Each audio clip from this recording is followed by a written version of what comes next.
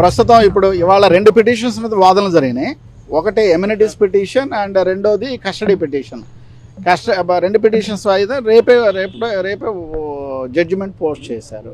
Judgement is tomorrow. హెల్త్కు సంబంధించింది ఏమైందంటే వంశీ గారు కింద పడుకునే పరిస్థితి లేదు. ఒక 2 అడుగులకు తగ్గకుండా మంచం ఆ కంఫర్టబుల్ మెడికల్ కంఫర్ట్కి తగ్గకుండా ఏర్పాటు చేయడానికి అవకాశం ఉంది. ఈరోజు డాక్టర్ వచ్చి కూడా మేమేం ఫిజికల్గా వెరిఫై చేయలేదు, కావాలంటే 3 డాక్టర్స్ ప్యానల్ వేసి వెరిఫై చేయించండి అని కూడా చెప్పారు. కానీ అంత అవసరం లేదు, ముందు మంచం ప్రొవైడ్ చేయండి అన్నట్టుగానే జడ్జి గారు చెప్పారు. జైలర్ గారిని కూడా అదే అడిగారు, వాళ్ళని కూడా తీసుకున్నారు. ఇప్పుడు కస్టడీ గురించి ఏమైందంటే, ఇప్పుడు కస్టడీ మనం బాగా ఆలోచించాలి. ఇదేమి అంతర్జాతీయ నేరం కాదు, లేకపోతే బోర్డర్స్ దగ్గర తగు కాదు. It is a simple case. ఎంత సింపుల్ కేస్ అంటే there is no metal at all.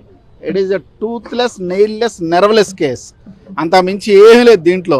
అంటే ఇప్పుడు 10/2/2025 తారీఖున అతను వచ్చి కోర్టులో స్టేట్మెంట్ జడ్జిమెంట్ ఇచ్చిన తర్వాత వంశీ గారికి ఈ కేసుకి అసలు SC ST కేసుకి సంబంధం లేదు, నేను కంప్లైంట్ ఇవ్వలేదని చెప్పిన తర్వాత 11వ తారీఖున 4 తెలుగుదేశం కార్యకర్తలు తీసుకొచ్చేసి కేసు రిజిస్టర్ చేయించారు. ఎవరి మీద? సత్యవర్ధన్ మీద, వంశీ మీద కూడా, వంశీ ఏవన్గా.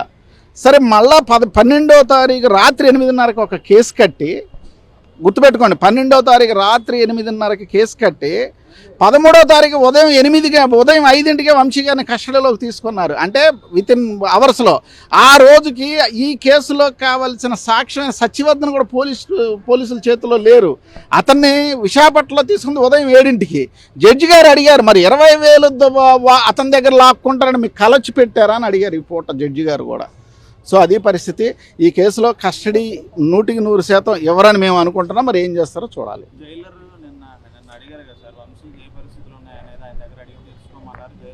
జైలర్ వచ్చి వంశీకి అందరితో పాటే చూస్తున్నాం తప్ప మేమేమి హ్యూమిలియేట్ చేయలేదు, అతని రూమ్లో కెమెరా మేమేం పెట్టలేదండి, కారిడార్లో ఉన్న కెమెరా తప్ప మేము అతని పర్సనల్ లిబర్టీకి మేము వ్యతిరేకంగా ఏం చేయట్లేదు అని చెప్పారు. ఎఫిడవిట్ కూడా వేశారు.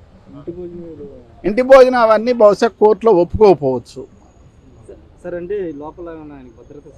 భద్రతగా గంజాయి బ్యాచ్, బ్లేడ్ బ్యాచ్లు ఉన్నమాట నిజమేనండి. కొంత జాగ్రత్త చూసుకుంటున్నాం, కానీ అతని పర్సనల్ లిబర్టీకి వచ్చిన ఇబ్బంది ఏం లేదని జైలు సూపరింటెండెంట్ చెప్పారు.